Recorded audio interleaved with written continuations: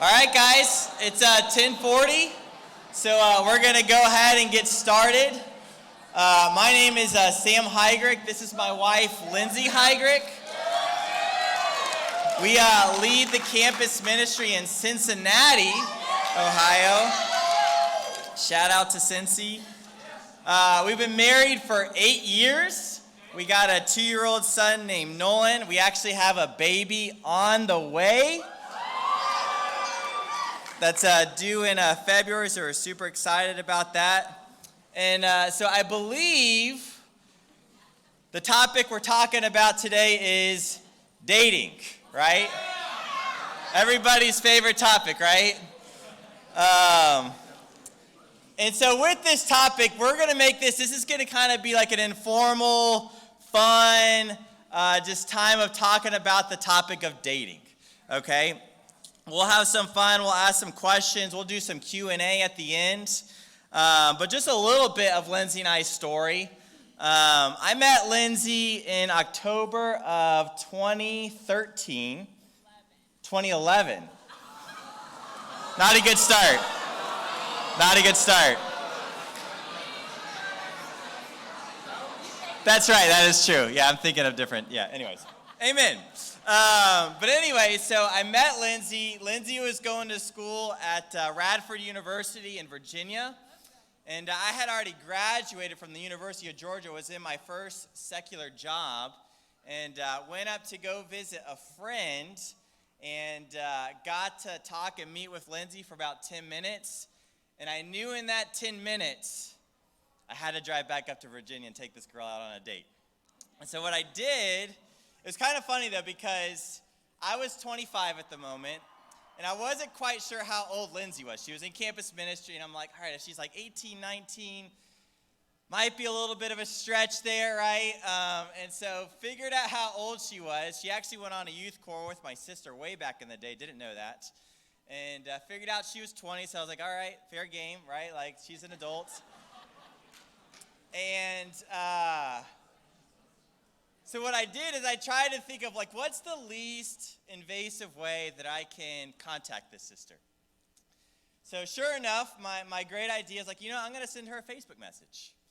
All right? So I send her a Facebook message, real short, like just like a paragraph long. And is that long? That's pretty short to me.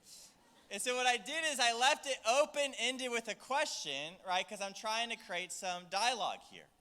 And I send the message out. Day goes by, nothing. Another day goes by, nothing. Finally, I think it was like the third day, she finally responds. Does she ask me any questions? No. She basically was trying to shut down the conversation. And so I'm like, all right, like where do I go from here? So sure enough, what do? I send her another Facebook message. Again, I'm asking questions, trying to create some conversation here. And then this time, she just ghosts me, just puts me straight in the dark. No response whatsoever. And so, all right, I got nothing to lose here. I really want to take this sister out on a date. And so I was like, all right, I'm just going to call her. I'm just going to ask her out on a date. I'm going to call her up, ask her on a date. So I call her up, ask her on a date. She said yes, thankfully. And so from that moment on, I drove to Virginia every month for like 6 months, taking Lindsay out on a date and just pursuing her and stuff. And so we ended up dating. It was June 9th, 2012. Got that date right, that we started dating. We dated for like a year and 2 months, got engaged on August 8th of that year. And was engaged for 10 months and then married for 8 years. So that's our little story. But obviously what we're talking about today is we're talking about dating. And before I even get into like the nitty-gritty of this class, okay, I want to make it clear, like, this is like our perspective on dating, okay? Because like even in the kingdom, right, and amongst ministers and stuff, there can be a lot of different perspectives, advice on dating and stuff, because it's obviously one of those things, right? It's not completely addressed in the Bible, but obviously there's a lot of principles in the Bible that we can see that we can put into practice in our life to make us have great dating relationships. So we're going to share some biblical principles, practicals, of things that just really helped Lindsay and I, and helped a lot of our friends that have obviously gone through the same process. And so one thing, again, our perspective on dating is when it comes to dating, Lindsay and I don't take that casually. Right? I think dating should be something that should be taken seriously, especially in the kingdom of God. We don't think it should be this casual, like, hey, let's just kind of see how this works out. Like, you should go into the dating relationship really liking that person, really wanting to date this person. And you think about the purpose of dating, it's always a great question to ask ourselves, right? Like, anything we do as a disciple, like, what's the purpose behind what I'm doing, anything and everything as a disciple, right? And the first and foremost purpose for why we do anything as a disciple is to what? It's to glorify God, right? Anything and everything we do as a disciple should always, first and foremost, be to glorify God. And that if we're walking and entering in a dating relationship, or if we're in a dating relationship, that should be our thought. That should be our mindset, is I want to glorify God. I want to bring him glory and honor through this relationship. I want to be a light to the world through this relationship. And second, I think the second most important purpose on why you should date somebody is to see if you want to marry that person, right? To me, like, to not date, to like figure out, man, if I want to be with this person for the rest of my life, to date for any other reason is kind of stupid to me. It's kind of silly, right? Because that's what it should be about. It's like, do I really want to spend the rest of my life with this person? It's this courtship. That's what it actually is trying to figure out, man, do I really see myself with this person in the long term? Now, Lindsay's going to share for a little bit. Yeah, so with that, it is okay to date and break up, okay? And it's going to happen. So let's just preface it with, when we say don't take it casually, or like you date to marry, there isn't the pressure of like, oh my gosh, if I date this person, I have to marry them. No, like, that's not a good pressure. But if you go into a relationship with just this flippancy of like, oh, let's just have fun, let's just figure out like if we like each other, someone's heart always gets broken. Okay, in a dating relationship, you build feelings, there's emotions. Someone's heart is going to get broken. So you want to take that into consideration. It might be your heart. It might be the other person's heart. And, we had friends that dated several people. So with us, Sam dated 3 girls before me. He was the only guy I ever dated. And we're going to talk more about those things, okay? We're going to talk more about those things. That's not a let's go, Sam. But with that, it's cool. You get a little bit of both perspectives, okay? You're going to get Sam's perspective of like, okay, I was the 4th girl he dated in God's kingdom. And he, even doing that, would still recommend, like, don't take it casually. Don't, like, just date to have fun. Because, again, someone's heart's going to get broken. But, again, just to take that pressure off of, like, it is still okay. Like, if you date and you figure out, you know what? We're maybe not the best people to get each other to heaven. We're maybe not the best people to help each other fight through life. That's okay. Breaking up is not a failure. That's a great time and way to figure those things out. So we're going to share 8 biblical principles, kind of 8 practicals of things that helped us, things that helped our friends. And the first practical is that God has to be enough. He has to be enough. And I love in Philippians 4, verse 12, how Paul talks about that he learned the secret of being content in any and every situation. He learned to be content whether well-fed or hungry. Like, that's intense. Like, I have not experienced true hunger. But he learned the secret of being content even in being hungry. He learned the secret of being content, he said, in having plenty or in being in want and lacking things. And so as disciples, that principle applies to so many areas of our lives. But if we are not content with God in our singleness, we will not be content with God when we are dating or when we're married someday. We're not, because we're all sinners. And we're gonna sin against each other. We're gonna hurt each other. Sam is the person I love the most in this world, but he's also the person that hurts me the most in this world. Because we're with each other all the time. We intimately know each other. He knows me. He knows how to hurt me. But God, he doesn't hurt me. I can always put my confidence and trust in God before Sam. And man, that brings me security in our marriage and confidence in our marriage, that I'm like, okay, God, you got me. Even if Sam and I are bumping, if we're not on the same page, if we're having a rough time, I'm confident, God, you got me. So, so with that, Sam's going to share a little bit more about just God being enough. Yeah, one of my favorite scriptures in the Bible, a lot of us know, is Psalm 23, because what does Psalm 23 say? It says, the Lord is my shepherd, right? I shall not want. Right? And this whole idea of God being enough, something that I've learned in life is other people are never going to give you the life that you expect.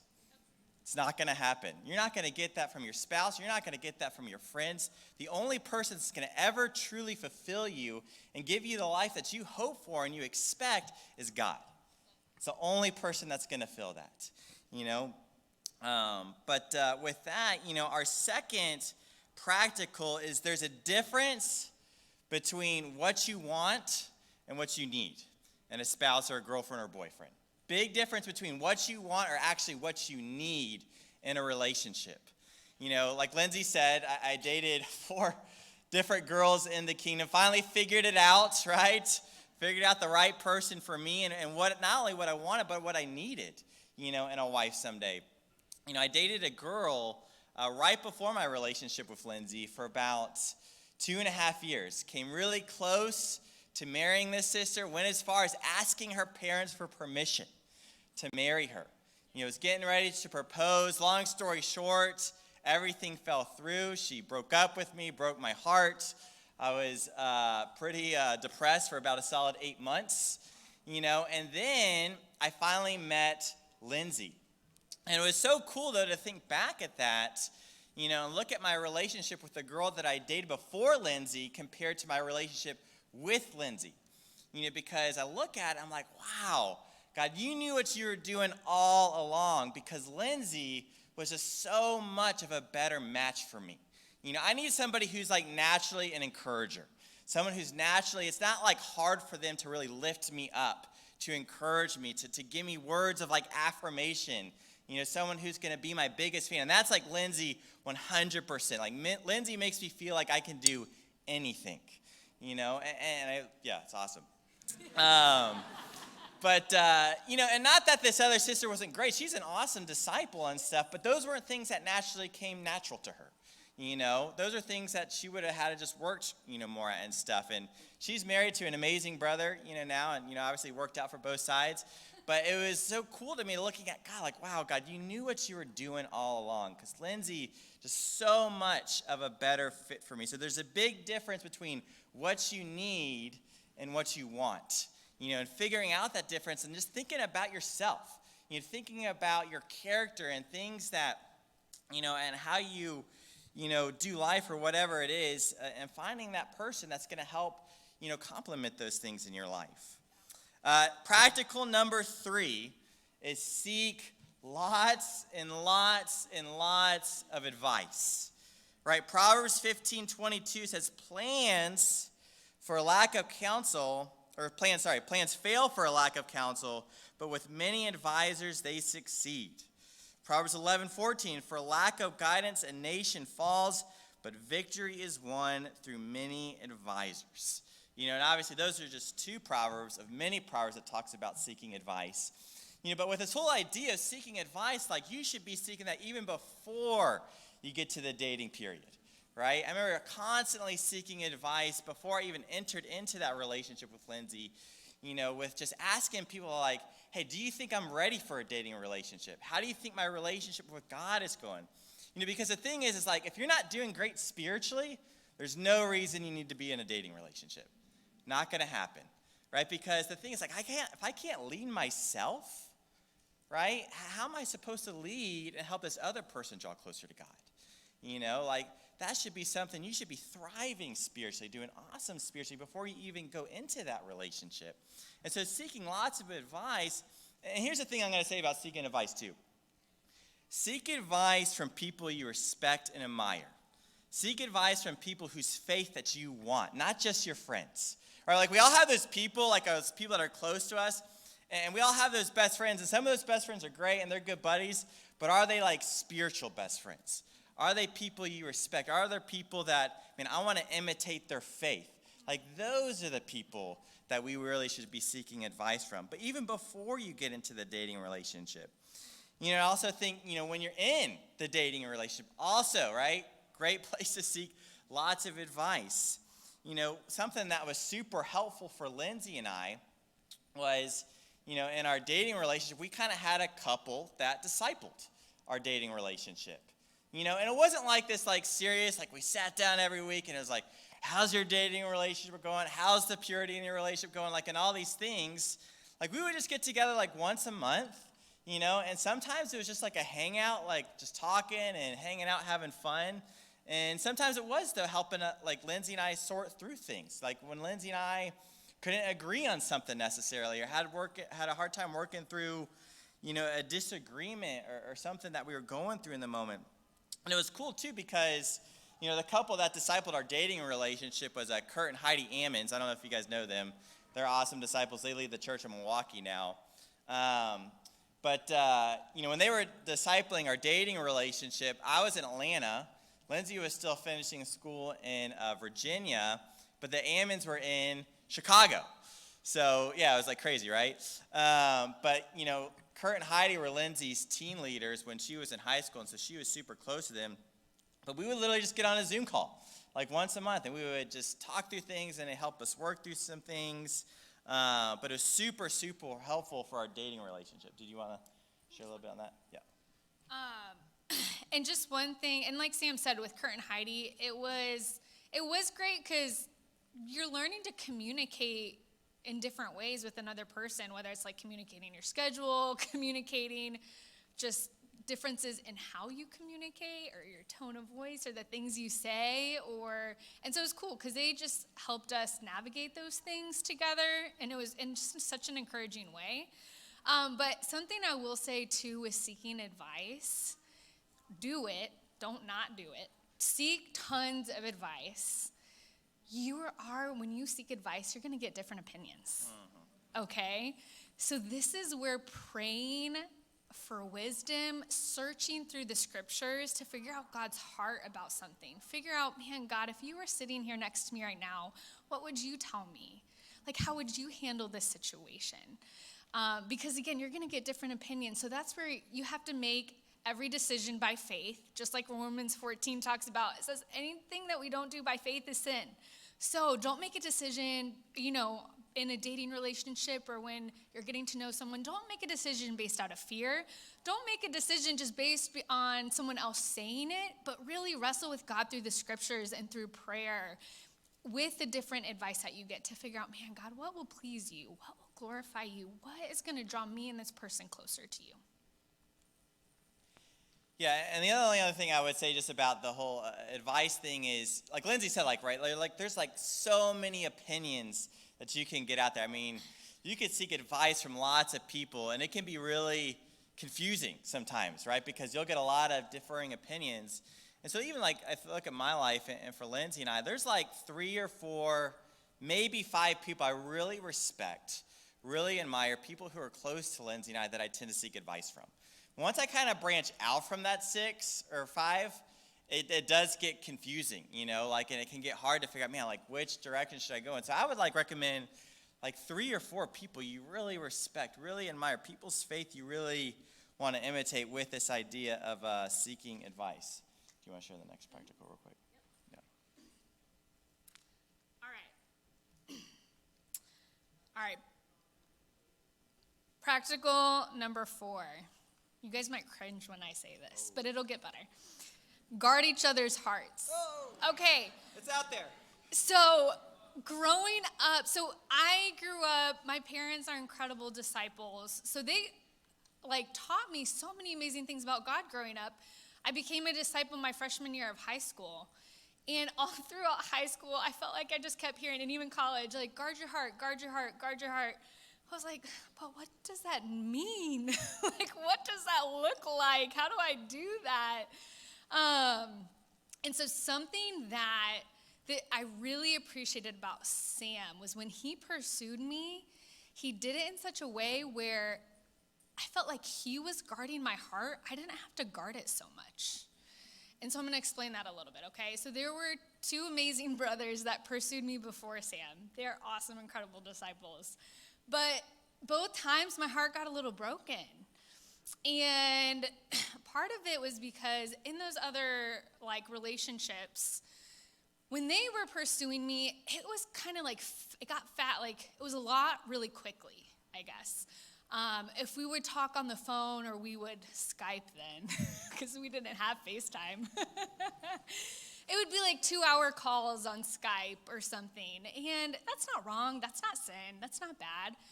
But for me, in those 2 hours, as I'm getting to know someone, when I'm spending time with someone for like 2 hours and I'm having like a 2-hour conversation, I'm giving them my heart.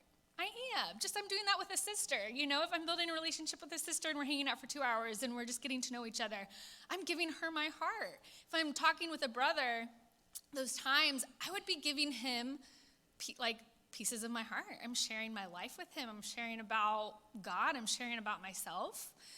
And so doing that, it was a lot really fast. I gave them my hearts really fast before there was really much of a commitment there, okay?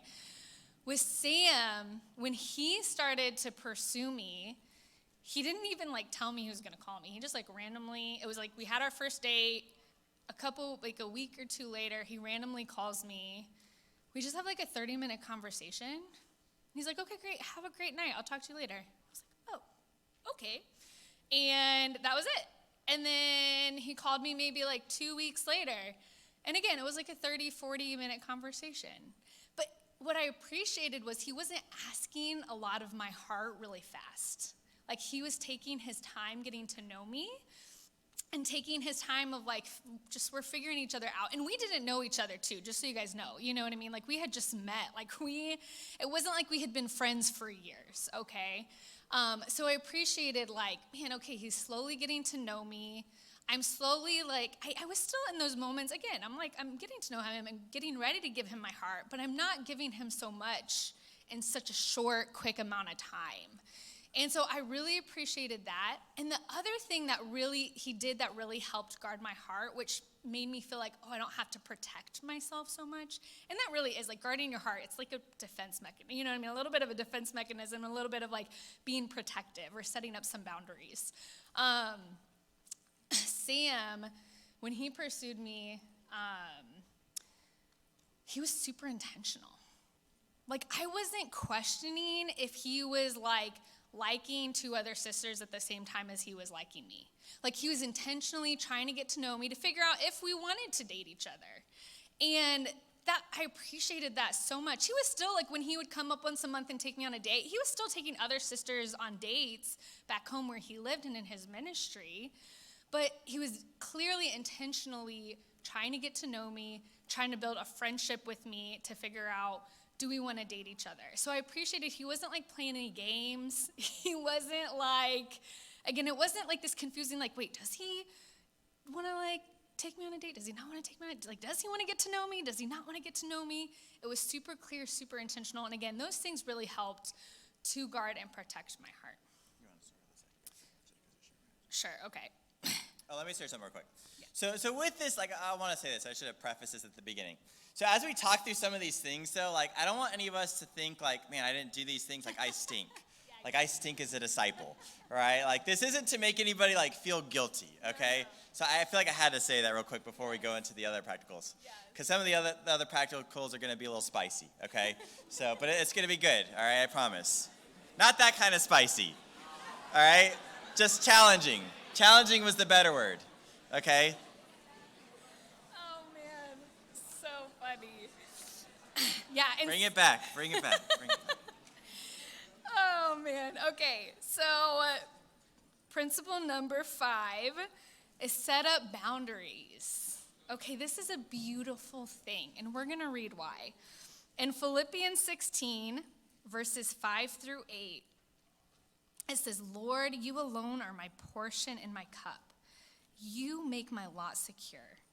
The boundary lines have fallen for me in pleasant places. Surely I have a delightful inheritance.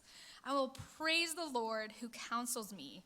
Even at night, my heart instructs me. I keep my eyes always on the Lord. With him at my right hand, I will not be shaken. This is a beautiful, beautiful scripture of boundaries and why God sets up boundaries. It's because it protects us. It's a safe place. It keeps us within God's realm of his hand is still working and he's still able to be close with us and guide us and lead us. And so with boundaries, again, this is another thing, you go get tons of different thoughts, tons of different opinions. So you really want to bring it back to okay, God, what's going to glorify you here? And with boundaries as well, you want to be thinking, okay, what's a big reason we set up boundaries? So obviously, we've been talking about, we want to glorify God. We want to reflect him. We want to be as much like him as possible. But also, we set up boundaries not because we don't trust the other person or even trust ourselves, but it's because we don't trust Satan. Yeah. Satan is sneaky, and it says that he comes to kill and steal and destroy. So for us to think anything less of Satan is foolish. We're just being stupid if we think oh, Satan, I got this, it'll be fine. No, it won't. Satan knows, and also Satan, he knows how to trip us up. He's not going to use anything new under the sun. If something tripped you up before becoming a disciple, it's probably going to trip you up while you're a disciple. If something tripped you up while you're a disciple, it's probably still going to trip you up while you're a disciple. So don't trust Satan. Again, it's not that as disciples, God is continuing to transform us and make us more like him, and we do grow in these different areas. And specifically with boundaries, we're going to clearly purity. We grow in those things, okay? But Satan knows how to trip us up. He knows our weak points, and he's going to go after it, and he's not going to be super clever with it either. So that is a big reason why we set those things up. Okay. And something, it is really encouraging. So when you're in a dating relationship, it is encouraging when the brother initiates that conversation, okay? It's encouraging. It makes a sister feel confident of man, this guy loves God, and his purity and his righteousness with God is more important than him feeling close to me or our intimacy with each other. That, Sam initiated a conversation with us, and that helped me to feel so confident of okay, this guy loves God more than me, and he's going to continue to love God more than me. But that being said, for the women, there are times, in our dating relationship, there were times, and I'm just going to be real, there was just a look in his eyes, and I was oh no.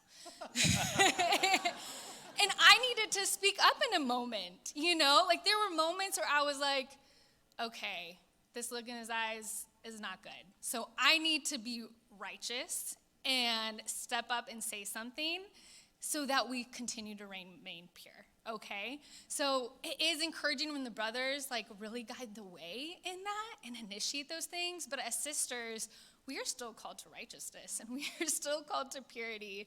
So don't be afraid to stand up for those things and share those things. Yeah. Yeah, I don't know what she's talking about. Yeah, but boundaries are huge, right? And one thing I'll say, and I'm going to share vulnerably here for a second. So the first relationship I had in the kingdom, it started out awesome, super righteous, but became very quickly impure and stuff. And that was tough. And something that I even really appreciated about Lindsay and even talking about this idea of boundaries is Lindsay, literally the first day we started dating, she said, hey, just so you know, I don't want to kiss. I don't want to kiss. She thought that, this is going to be too much. And so literally our whole dating relationship, we didn't kiss. Our first kiss was on our wedding day and stuff. And it was so encouraging because we were up there on the altar and we didn't have all this grief and just this like past stuff that, is in a sense hanging over our head. And again, not to say that if you kiss or whatever, like, again, this isn't to make us feel guilty or anything like that and stuff. And God's awesome. He's super gracious and forgiving. We can rebound from anything, but that's a boundary we set up, and it was just so helpful too because, like I said before, I really believe it just saved us a lot of grief and not having to worry about other things. When you take kissing off the table, it makes it a lot harder to enter into these other realms where we can be very impure, and some other things that we did is we decided, man, we're never going to be alone in a place together, right? Like that's never going to happen. There was times where we would spend time just together, her and I, but it was always in a public place, right? It was always in a place where we were seen. There was never this like, we're off, like really just by ourselves, like nobody could see us, right? Because again, like what Lindsay talked about, it's not that we didn't trust each other, but we know that Satan works, right? He's trying to take every moment and opportunity, like Lindsay said, to seek, kill, and destroy. Like that's his goal for every single person in this room, Something else that we talked about is that don't linger in the car, all right? Like there's this temptation, like, like when we're riding together and stuff, just to sit in the car and talk and just, be together. But that sometimes would lead to like Lindsay and I being more close than we needed to be close in the car and stuff. And so we're like, you know what? We're taking that one off the table. We're not going to linger in the car.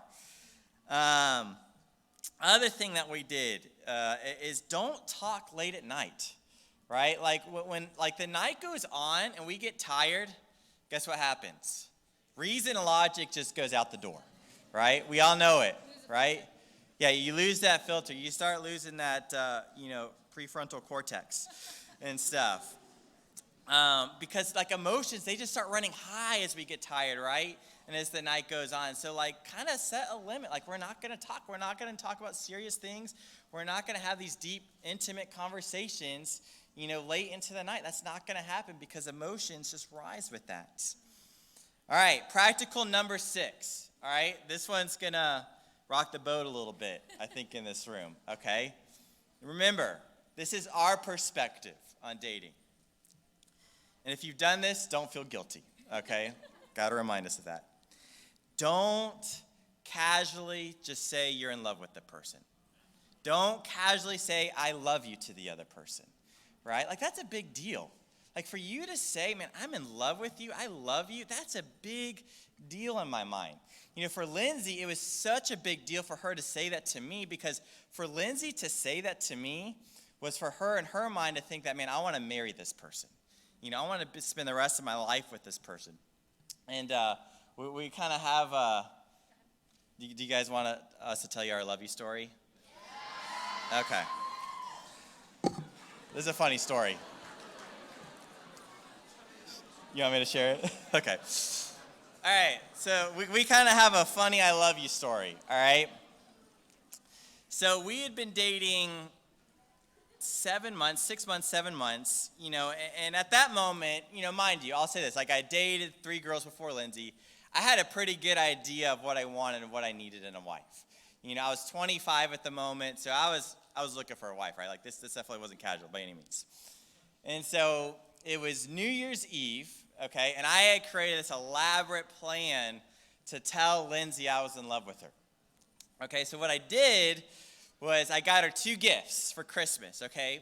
One gift I gave her on Christmas, and the other gift I was going to give her when we had planned a New Year's Eve date together. And what we did is we ended up taking what would you call it? A dinner cruise out on Lake Michigan, okay, on New Year's Eve. So the first gift I gave her was just a Bible, with her name on it and stuff. And so she knew that there was this like other gift coming to her because I told her, you got another gift. And so it's really funny.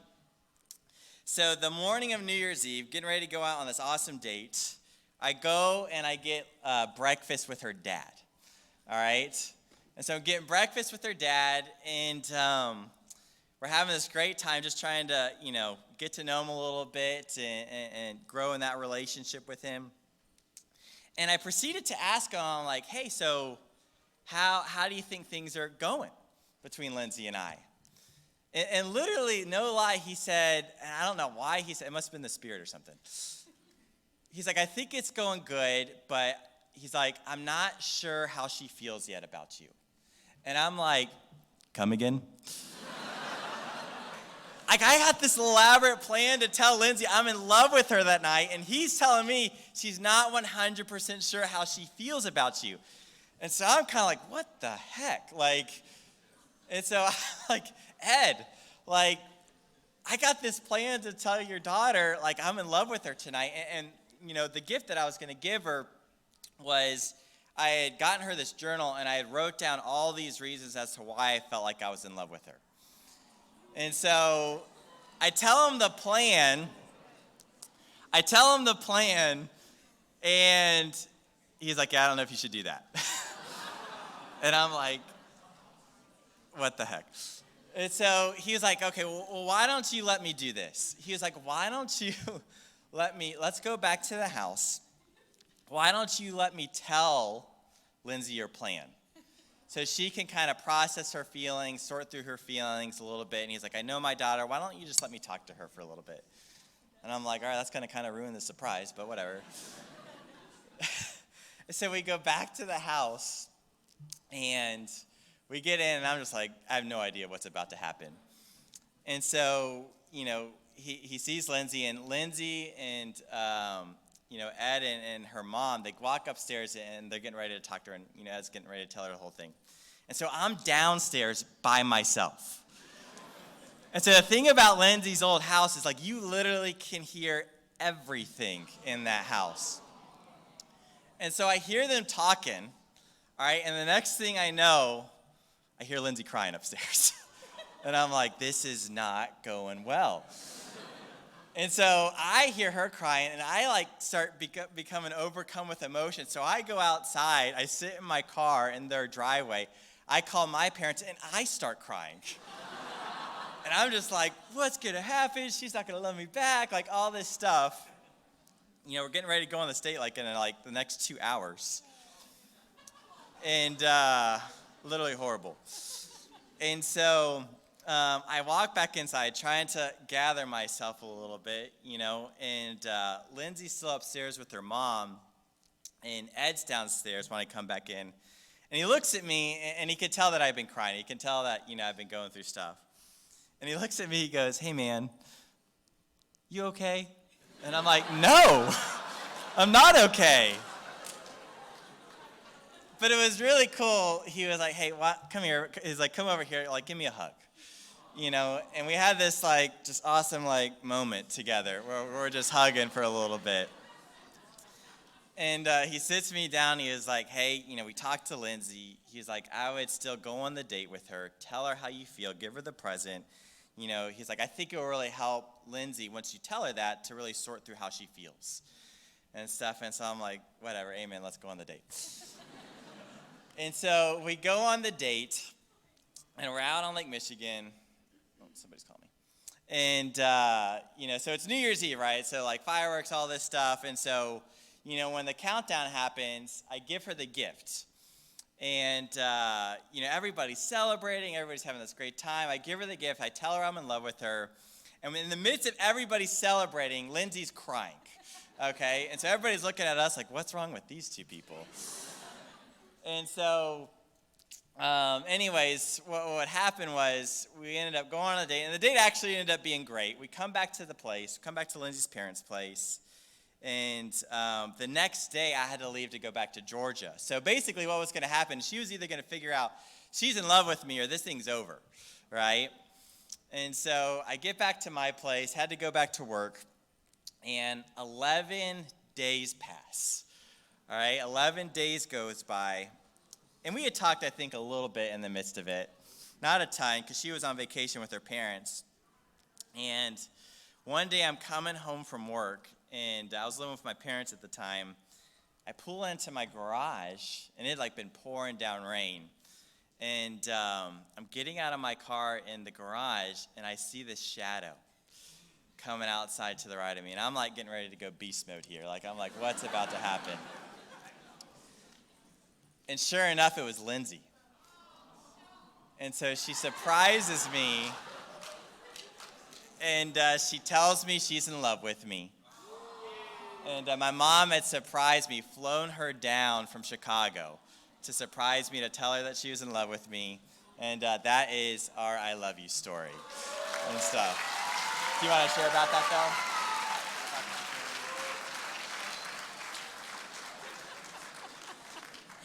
though? It was an emotional couple days, if you guys can imagine. But something that I loved about that whole moment was, so when Sam told me he loved me, obviously, if you guys didn't catch it, I did not say it back, okay? And I just told him, if I say it, I want to know that I mean it. And for me, also, I was like, if I say it, it means like I see myself marrying you. So I told him that. And I remember Sam sharing with me, so that night when he told me he loved me, he was like, take your time. I'm not going anywhere. Like, you figure out what you need to figure out. And what was amazing was, so literally the next day, so he left the next day. For the next 2 days, I'm just reading so many scriptures about love, because I'm like, man, how do you know this? Like, I was like, I don't want it to just be a feeling. Like, I want to, be confident when I say this. And I remember just reading through 1 Corinthians 13. And when I was reading through it, I was like, first off, I was like, oh my gosh, this describes Sam. Because Sam loved me like Christ. I was like, he loved me and told me he loved me, knowing I wasn't going to say it back. And I was like, my gosh, this guy loves me the way Jesus loves me.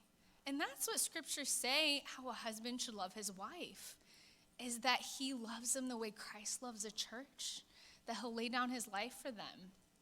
But then as I'm reading through 1 Corinthians 13 and I'm just thinking through these things, I'm like, okay, I totally love this guy. And honestly, probably everyone around me knew I loved him, but they also knew, she's got to figure this thing out for herself. My heart and my mind can sometimes have a hard time connecting to one another.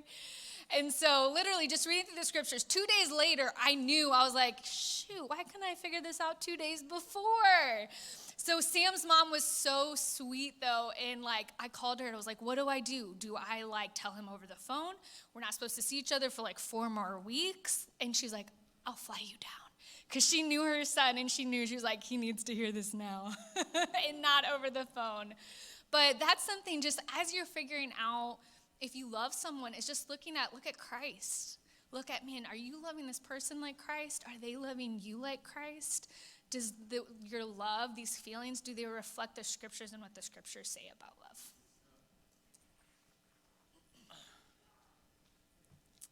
Yeah, 2 days would have been helpful had you figured that out sooner.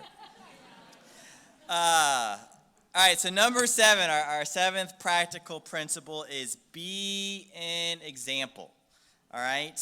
Remember, again, when we date, and anything and everything we do as the disciples to glorify God. So be an example to your ministry. When you think about dating, and dating in the campus ministry, you set the standard for dating in your ministry. All right? There's usually not, obviously, a lot of dating couples in our campus ministries. And so when you're dating, everybody is looking at your relationship for the standard, for the example. And even thinking about that, would others want your dating relationship? Would they want to imitate your dating relationship? That's the relationship, that's the dating relationship we want to have, is we would want other people to have this. We want it to reflect Christ. We want it to glorify God in our relationship with him. And I think the thing, too, is, when it comes to dating, especially in the kingdom, it's not about you. All right, it's not about you. It's about the kingdom. And when I say that, it's about the kingdom. When we become disciples, when we make decisions in our life, we don't think for ourselves anymore when we make decisions. When we make decisions, we think about the kingdom. How is this going to look to the kingdom? How is this going to look in the ministry? How is this going to look in front of my brothers and sisters? We got to think of the bigger picture, right, when we make decisions in our life and stuff. And so as we're making these decisions in our dating relationship, you're thinking about the broad scope. You're thinking about your ministry. You're thinking about your brothers. How is this going to affect them in a sense? And making sure that it's a glorifying, pleasing to God relationship. I think this other idea with being an example is use your relationship to help others go on dates in your ministry. Use your relationship to get other people going out on lots of dates. You should be the one initiating the things, grabbing that brother, grabbing that sister, like, hey, let's go out this week. Let's get a group of 3, let's get a group of 4 and go on a date. Let's all have a great time with one another. Like, if you want God to bless your dating relationship, use it to be outwardly focused. Use it to take care of other people in your ministry. Use it to be an example. God, I promise you, will totally bless that relationship if you're very outwardly focused with it, if you're thinking about the scope of the kingdom and not just yourselves in that dating relationship. Last practical is real simple, is have fun. Dating should be fun. If your dating relationship is not fun, you're probably not doing it right. All right? You maybe not need to be in that relationship if it's not tons and tons of fun. All right? I'm going to say something, too, that could be, you might get differing opinions on this, okay? Even possibly from your campus minister, okay? So if you tell your campus minister this, tell them that somebody else did this class. So something that Lindsay and I loved doing, okay, and even talking about this idea of being outwardly focused with our dating relationship. So every time I would drive up to Georgia, not to Georgia, I was from Georgia, to Virginia, is when we would always go on a date on Saturday night, and it would be with a ton of people. Because we wanted to be with a ton of people, wanted to get people to go on dates. But every Saturday morning, Lindsay and I would just get one-on-one time together. All right, we would just get one-on-one time. I know that's like taboo, in some ministries and stuff like that. That's a no-no, right? It's totally okay in my opinion, because here's the thing: if you're trying to see if you're going to spend the rest of your life with this person, right? You want to be able to get to know them on a one-on-one setting, right? And so we would go get breakfast together. We would go and just get time together, and it wouldn't be for 6 hours or 5 hours or anything like that. It'd be a 2-hour breakfast. But we loved that time with one another. It was a time for us to really be able to invest in each other and really get to know each other, so we could figure out, man, do I want to be with this person? All right? Again, our perspective. The other thing I would say with this idea of having fun is don't rush. Okay? You can't go too slow, but guess what you can do? You can go way too fast.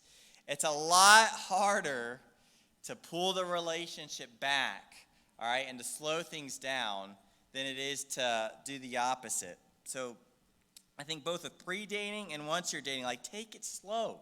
Take it slow. That's totally okay. Do you want to share about this idea of pressure and stuff like that? Yeah. Okay. Just really quick. Yeah. Something with that, again, that's something I really appreciate about Sam, was that he took it slow. It wasn't a rush in us getting to know each other in the beginning. When we started dating, we slowly worked through things and slowly got to know each other more and more, which was incredibly helpful. And it does just take that pressure, it just takes the pressure off. And I appreciate what Sam said of dating should be a blast.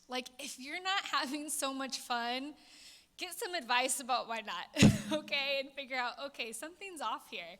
But it should be so much fun, such a good time. And also, it's going to be really awkward. It just is, but that's kind of the beauty in it. This is such a unique time in life where you're trying to figure somebody out. They're trying to figure you out. You're going to have some awkward moments. You're dating, but you're not married. Again, there's an awkwardness to it, but gosh, it's so much fun. When I look back at those times, I'm like, man, I look back at it with such fondness. The awkward memories that we just get to laugh at together. So just embrace that. Embrace the awkwardness of it. Make sure you're having tons and tons and tons of fun. Yeah, and the only other thing I would say just about this idea of one-on-one time, seek advice with that too. It's good to seek advice, hey, this is kind of our plan. We go get breakfast. Accountability, right, is always good, right, in the kingdom and stuff. And so we would let people know, hey, we're going to get this time, together. So people knew they could ask us about it later, how to go and stuff like that. But yeah, that's our dating class, okay? Hopefully you guys enjoy that. So what we're going to do, we got 30 minutes, actually. We're going to open it up for some Q&A, okay? So we have Yeah, I'm sure there's some questions. We have a microphone. Check. Okay. You can turn it up a little bit, yeah. Is there any other campuses in the room? Yeah? Okay. Yeah. Let me.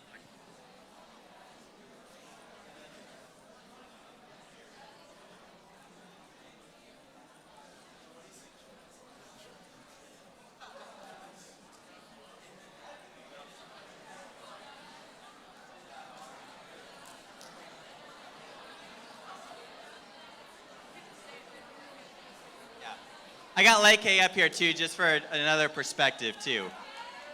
Is there any other ministers, campus ministers in the room? Okay. All right, so questions. Why don't we stand up and go ahead and ask a question. All right, thank you. Sam, Lindsay, thank you so much for an amazing class. I think we can all relate. This was probably life-changing for us. Obviously, you mentioned you guys have been to past relationships and you've been heartbroken. I know for me personally, probably people will relate to this. Heartbreak is something that has changed me in the past year. I've been a completely different person, changed my life. So my question for myself and probably for everyone in this room, on what scale should we be hopeful about dating? Like on what scale, like should we hopeful in the sense of like hopeful in the sense that it's going to lead to marriage? Is that kind of what your thoughts are? Yeah, especially like being like heartbroken, being hurt, and all that. Yeah, you want to share about that? Yeah. So tell me if this answers your question or not. But you can sit down. You don't have to keep standing. I'm like, you can stand. You can keep standing if you want. But so when Sam first started, so after our first date, okay, you guys are gonna freak out when I say this. We went on a 9-hour date. Amen. Let me back preface. We went on a 9-hour date because this was Sam's thinking. Sam's thinking was, I'm driving 6 hours to take this specific sister on a date. I want to spend more than 6 hours with her. Okay, so it wasn't just us. There were other people on it, okay. So Amen. with that being, so after the 9-hour date, everyone, of course, afterwards is like, Lindsay, do you like him? Do you like him? It was 9 hours. And I was like, no, I just met him. I don't like him. But a big part of that was I had just had my heart kind of broken. And I was not trying to like anybody right now, okay? I was kind of defenses were up, so much fear.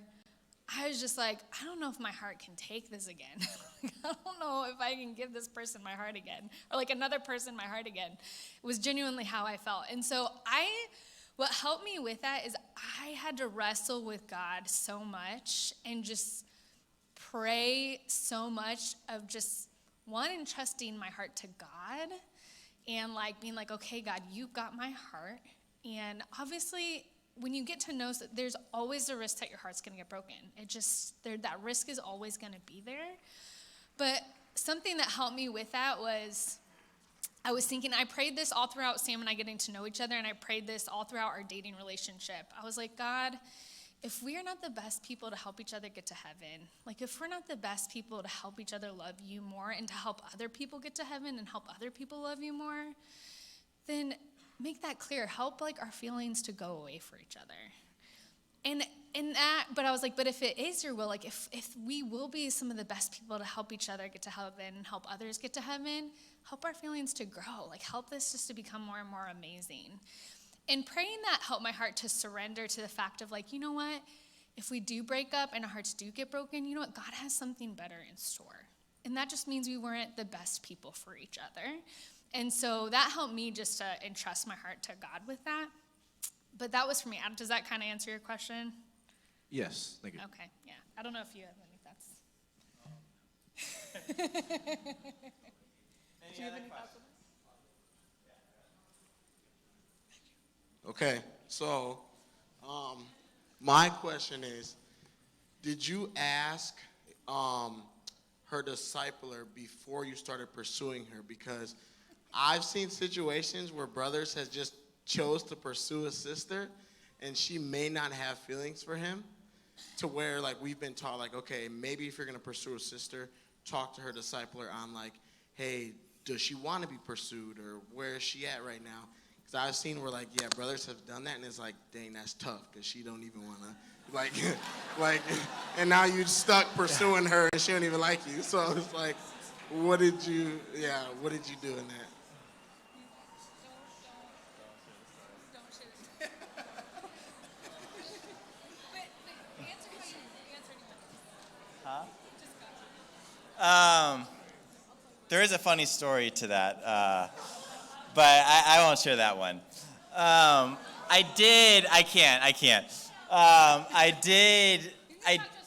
You could talk to us one-on-one. I did ask her discipler, so, because when I was pursuing Lindsay, so she was, again, in the Roanoke church and stuff, and so, I was trying to do anything I could to be above reproach and stuff, and I think as a guy, you really do want to do that. Like, anything you can do to reflect God and do it the best, most spiritual, godly way, do it, and so I did call Forrest, who was leading the church at the time, who was kind of overseeing the campus ministry, and then he did encourage me to reach out to her discipler, so I did, and stuff, and Tanner Visage. Tanner Visage kind of claimed to be a big brother to Lindsay, but I love Tanner to death,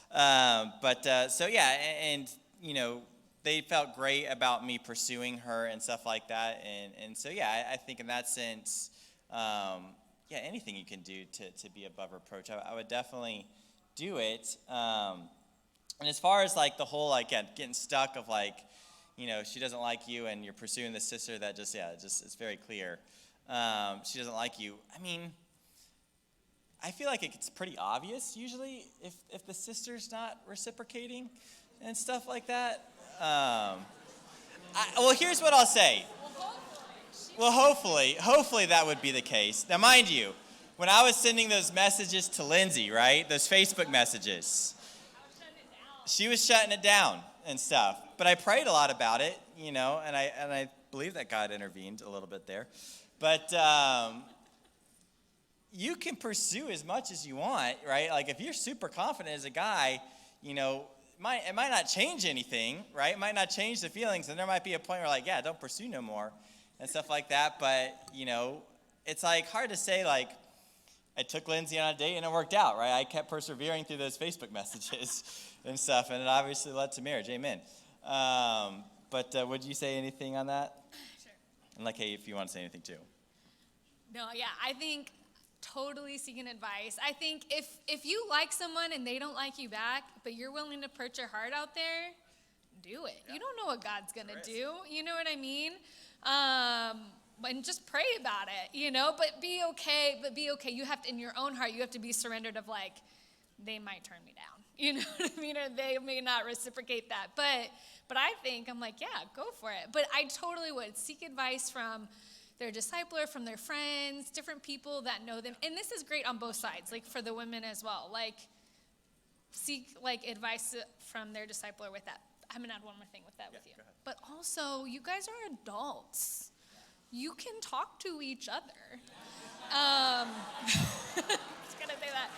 So I think seek advice, totally seek advice, totally be looking at man, how does their close-knit group and and the people discipling in their life, where do they feel they're at? Where do the people in my life feel I'm at? But also, you're adults. You can have those conversations with each other too. Yeah, you said what I was going to say. Do you want Okay. Yeah, I was going to say. Thanks. I was basically going to say, just shoot your shot, boy. Go for it. If not, it's okay. It is what it is. I didn't grow up in our churches, so for me, I never, when I became a Christian and I heard about dating, I was I never got advice. Never got advice. I was she looks fine. All right, I'm gonna talk to her.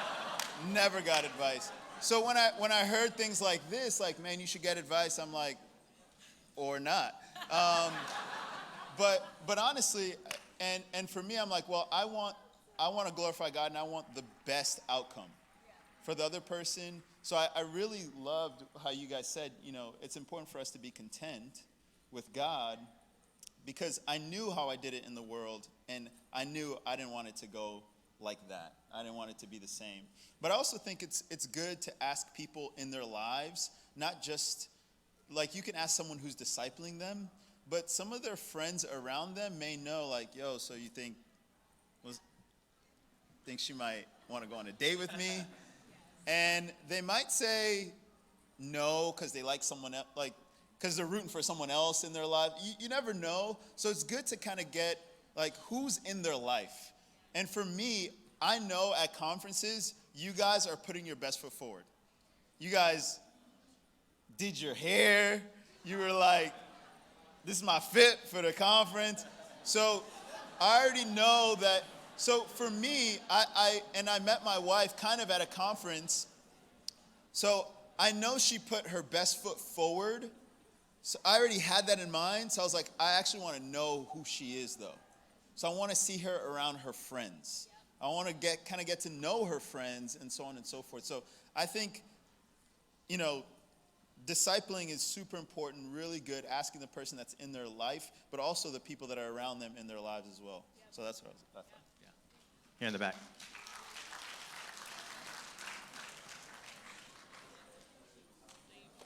Hi. Okay, so this is a question, I guess, for Lindsay.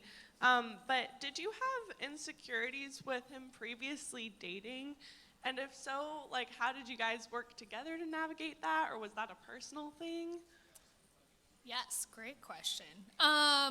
Absolutely. So, especially with, like, the girl that Sam dated before me, in my mind, because she broke up with him, in my mind I was like, oh, like, she's his unicorn. Like, she was the one he couldn't have, kind of thing. So I had to totally wrestle through those things in my heart. And one, I think Sam just did a great job of just, like, he wouldn't, like, talk about her. He wouldn't bring her up. Like, it wasn't like, I could tell he wasn't stuck. Like, he never did anything to make me feel like, oh, does he still have feelings for her? Which I'm really grateful for. I just, more in my heart, was just those thoughts from Satan that he would just put in my mind that I just had to pray through, talk through with my friends. You know what I mean? Sometimes, too, when you talk through things out loud and you get to, like, have the people in your life help you see, like, yeah, that's crazy. Like, that doesn't make any sense, I can't remember if you and I ever talked. I don't know if we ever talked about it, but I think just hearing the way, like, he never spoke disrespectfully of her, and he totally was like, she's a great disciple. But he made it very clear that, like, it was about, like, he was about me, and he wasn't about her. And so that was helpful.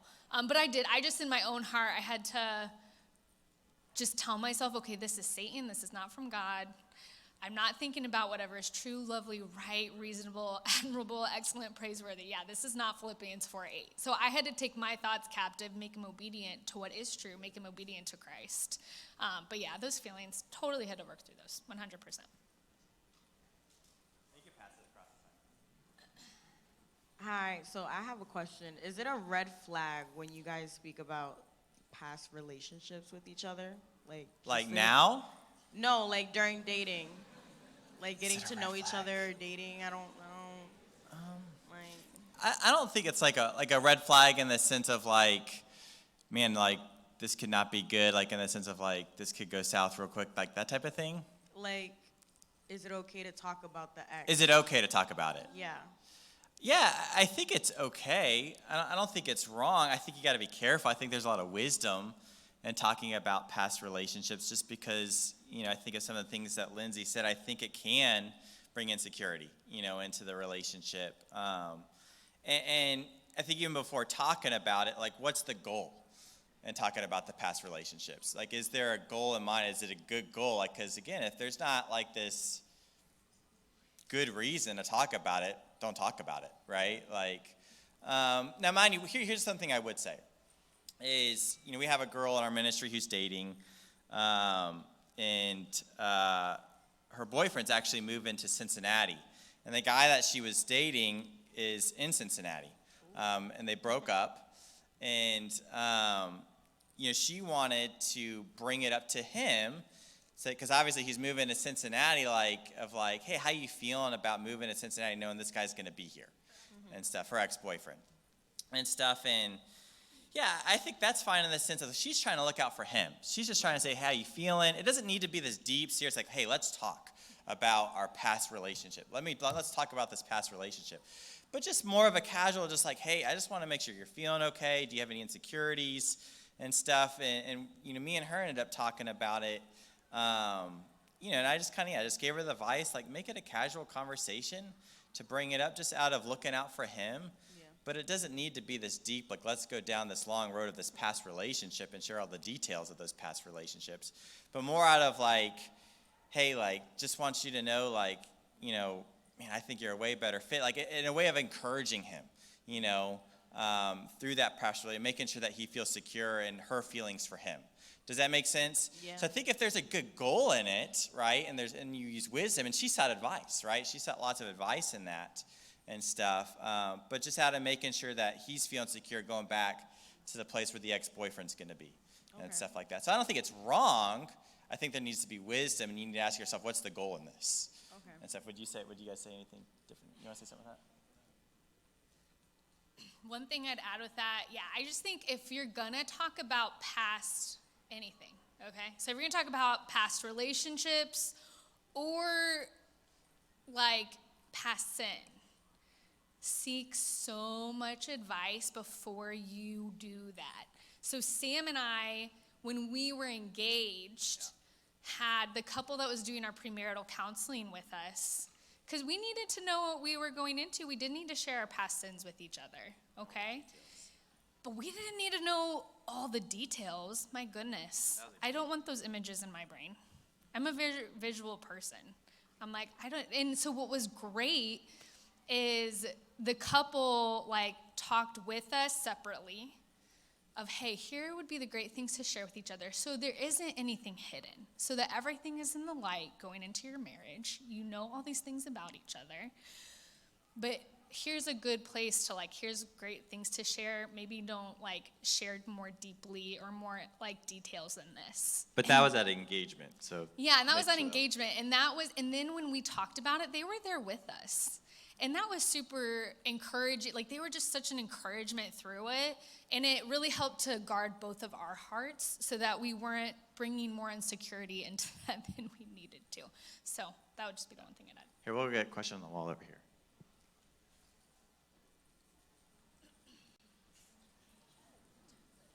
Did you raise your hand? Okay. I just didn't know you were coming to me. Anyways, so I have a question, and I have a little context before this because it's just more of a curiosity. It was more of a curiosity about dating and whatnot, and it has to do with who's pursuing, because I've heard from a lot of people that oh, it's fine, the woman can pursue too, but then it's very taboo to other people who are oh, no, let the guy do that. And so I know for other people they have a lot of opinions about it, and they have a lot of different advice about it. So I'm just wondering, because I know that in your relationship, the guy pursued, and I know in not as many marriages, but in some marriages, the woman pursued. So I was just wondering, what do you guys think about that? Yeah, I mean, I think, you look at old-fashioned, right, in the sense of the guy typically, has pursued in the past. Is it wrong for the girl to pursue the guy and make it known that she likes this guy and stuff and could see herself in I don't think that's wrong at all. Here's the one thing I'll just say about guys, okay, and I think this is pretty standard across most guys. Guys usually make it very clear if they like the girl or not. That's pretty known. That's out there and stuff. Would you agree with that, Leke, and stuff? Yeah, if the guy doesn't like the girl, he makes that known, I feel pretty clearly. There's usually not a lot of confusion with that and stuff. Like for Lindsay, when I was pursuing Lindsay, I made it very clear, I like you, I want to pursue you. I could see myself in a dating relationship with you. For the girl, if you want to put yourself out there, right? And again, anytime we put our heart out there and put ourselves out there, it's a risk, right? That's what it is for the guy and for the girl. And you're risking getting hurt, which is, you got to be willing to take that risk. Is it wrong for the girl to make that known? I don't think that's wrong at all and stuff. But I feel like as a guy, and if you're the girl trying to make that known, be prepared for that risk and stuff, that he just may not like you. But that's the same thing with a girl too. Would you guys say anything different for that? No? Yeah, you want to add something to that? So I can add to that. So one of my best friends, she really liked the guy that she's now married to. She really liked him before he liked her. Okay? Now, she didn't though like go after like pursuing him maybe the way we've described the way Sam pursued me. Like she wasn't asking him on a date every single month or like things like that. But what she did that really kind of won him over was like she was just such a great friend to him, and the more they spent time together, like God just moved in his heart and he was like, dang, wait, I really, really like this girl. And then once he liked her, like he made it happen. Like they were dating. So I say that out of, and this is not, I think this is a lot of women. I'm not going to say it's a blanket. Every woman feels this way. But I think there's something really that God does put in a woman's heart of that desire to be wanted and to be desired. That's not wrong. I think that part of that is from Genesis even, you know, where God says like for women, part of her curse is that her desire is going to be for her husband. And so I think there is something special, and that brings a kind of confidence about having like a man pursue you and go after you. But I don't say that out of like, don't let that not let you like, let a guy know that you, like, again, I was like, I don't think my friend like specifically, explicitly said like, hey, like, I like you, but she very clearly, like everyone could see she liked him. And then God just worked on his heart, and then when he was ready, he was like, oh yeah, I'm all about it. So yeah, I was like, I don't think it's sin, I don't think it's wrong, but I do think there is something like really wonderful about like being desired in that way. Yeah, next question in the back. Yeah, You want to say something to that real quick, okay? Yeah, go ahead. Yeah, I was just going to say that sometimes people try to, and this is kind of a fine line, but we don't want to be emotionally manipulative. And sometimes that happens when you like someone and you want them to like you back, so you're so eager to be like, you know, say something emotional or set up an emotional time or state, or you guys know what I mean. I don't even know how to explain it fully, but you just want to be smart about the other person and their heart, their spirituality, how they're doing, and so on and so forth. So, and for the shy guys, like sometimes I can speak and so on and so forth, all of that now, but I'm also sometimes very shy. So I might not be like, girl, I like you right away, but if I'm in that emotional kind of place with a person, I might just say something crazy. The guy that disciples me, and his name's John Reyes, he's an elder in our church. There was one time I was dating a sister. It only lasted 2.5 months. She broke up with me, and I was a campus minister leading it, all that, and it was kind of a funny situation now. But and nothing happened, no sin or anything like that. But there was one time I was just sharing with him how I was feeling tempted and so on and so forth, and I was like, I don't think anything gonna happen, but you know, no, because I read my Bible, John.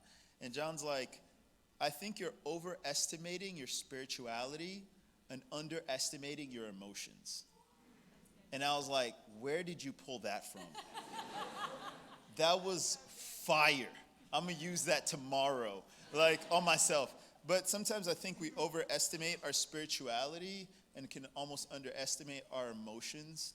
And sometimes when we talk about dating, it's more about our emotions. So even some of the things that they said, we can almost take it in the context of, well, that doesn't really apply to me, or this applies to me, but I'm going to say it like this. So, but really genuinely having a heart to not be emotionally manipulative or to make sure that your heart is really like, man, I want the best. I want the best outcome here. So, yeah. That's why I brought Leke up here. He's more wiser and spiritual than me. So, yeah. Yeah, okay. My question was, okay, so say if there's a brother, right? Sorry, everybody could be quiet real quick for a second. Speak up. Say if there's like a brother, right? And he's interested in a sister, and then he tells another brother, but this brother he could also be interested in the sister as well. Okay, yeah. And What?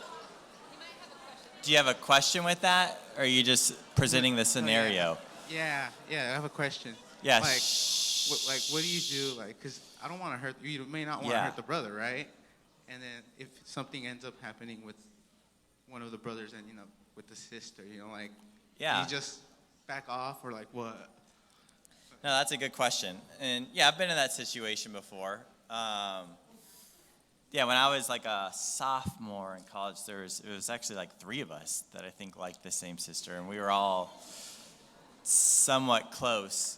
And here's honestly my perspective. I mean, I think especially as we think about and talk about this idea of dating, that's why like prayer comes in, and prayer is so important. Because a prayer that I would always pray, especially as I was pursuing Lindsay and this idea of dating, it's like, God, I want to be with the person you want me to be with, right? Like, and a prayer that I would also specifically pray, just even to be more specific in our prayers, is, God, if you think that this would be good, if you think this would be right, that it would be pleasing to you, help my feelings grow for this person. If for whatever reason you don't think this is good or wise, or that this wouldn't be a good fit, or whatever the case is, take my feelings away.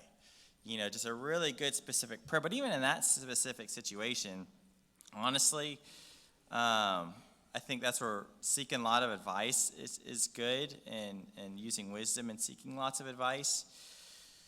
But when it came to some of my best friends, I honestly pulled back from the situation, and just prayed a lot about it and stuff. Because here's the thing, if God wants you to be with that person, and that's very clear to God, you're going to be with that person and stuff. And I think just taking a look at just the sovereignty of God in the situation. And, like maybe God has somebody better picked out, right, for you. But in those situations, just because of the sake of my friendships and stuff, in that situation specifically, I honestly pulled back a little bit and, obviously ended up with somebody that's amazing and awesome and amazing fit for me and stuff like that. And I just really trusted that God was going to take care of me in that specific situation and stuff. But I don't know if you guys would add to anything to that. Yeah, you want to say something? Go ahead.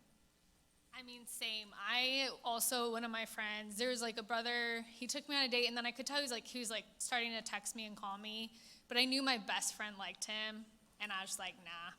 I was just like, I can't, like, my friendship matters so much more than getting to know this guy that I just shut it down, because I was like, man, like, I don't want this to hurt our friendship in any way. So that was like, for me, that was what I did.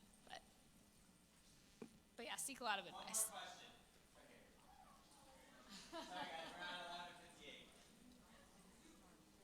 All right, so I have 2 questions. The first question I want to ask is, did you guys spend time in the same state before making the decision to move forward in your relationship? Yeah, good question. We did. So there was a summer, actually, where I moved to Chicago, where I got my start in ministry, and I did an internship. And so we were able to do an internship together in the summer, which I think was great, to be able to be in the same place together, to figure out, like, what does this look like, to be in the same place? Is it absolutely necessary to be in the same place to move on to that, next stage in a relationship? No. Is it helpful? Yeah. Like, I think it is helpful to be able to figure out the dynamic of, like, okay, what does it actually look like to see each other on a daily basis and stuff? Yeah.